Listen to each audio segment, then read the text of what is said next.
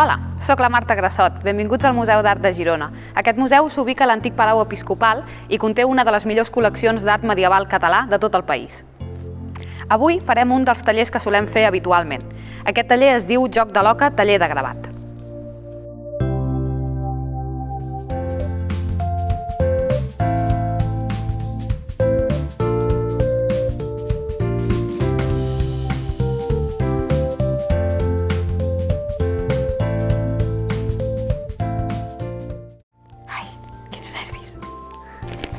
Taran! Doncs aquesta és només una de les caselles que podeu completar. Com veieu, hi ha diverses d'aquestes caselles que estan en blanc i per tant us animo a que feu el disseny que més us agradi. I fins aquí! Bé, doncs abans que existissin les impressores, els escàners, els mòbils amb capacitat de fer fotografies, com es feia una còpia d'una imatge?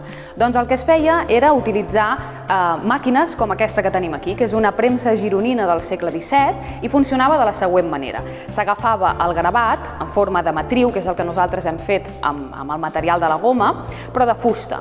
I es gravava, com hem fet nosaltres mateixos, la imatge. Aquesta matriu després s'entintava, es cobria de tinta i es premsava, és a dir, directament es col·locava a sobre d'una làmina de paper. Això permetia fer tantes còpies com es volgués d'un sol disseny. Espero doncs que us hagi agradat aquest taller i que ens puguem veure ben aviat aquí al museu. Moltes gràcies.